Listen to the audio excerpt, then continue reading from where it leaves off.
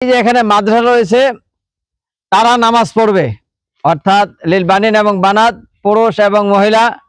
আর দ্বিতীয়ত হচ্ছে এলাকাবাসী অনেক আহলুল হাদিস রয়েছেন, তাদের নামাজের জন্য বিশেষভাবে একটি বড় মসজিদের প্রয়োজন।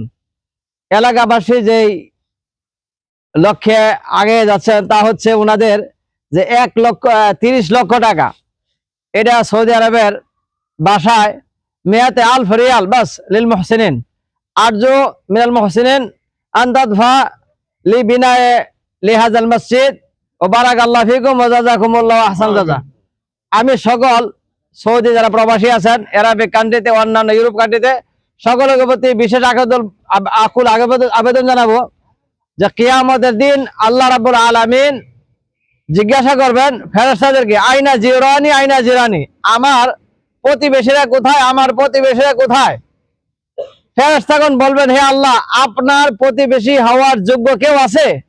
তখন আল্লাহ তাআলা বলবেন, আইনা উম্মারুল মাসাজিদ, যে যারা মসজিদ আবাদ করছে, মসজিদ নির্মাণ করছে, মসজিদে নামাজ পড়ছে, তারা কোথায়? তারা আমার প্রতিবেশী, এরাই হচ্ছে আজকে জান্নাতের অন্যতম হকদার লোক।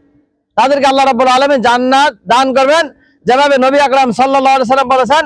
আয়েশা রাদিয়াল্লাহু আনহা থেকে বর্ণিত, আমার রাসূলুল্লাহ সাল্লাল্লাহু আলাইহি সাল্লাম বিবিনাইল মাসাজিদ ফিদ দুয়ার ওয়া আন তুনাজ্জিফা ওয়া তুতায়্যিরা।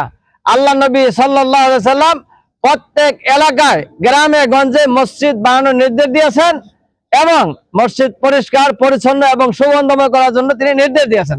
এইখানকার যে মসজিদ, এই এলাকাবাসী যারা আহলুল হাদিস এবং সাধারণ সমস্ত লোকের জন্য রাস্তার ধারে একটা বড় রাস্তা, তার সাথে এবং মাদ্রাসা রয়েছে, মাদ্রাসা পুরুষের জন্য, মেয়েদের জন্য এবং ছেলেদের জন্য, সকলেই নামাজ পড়তে পারবে।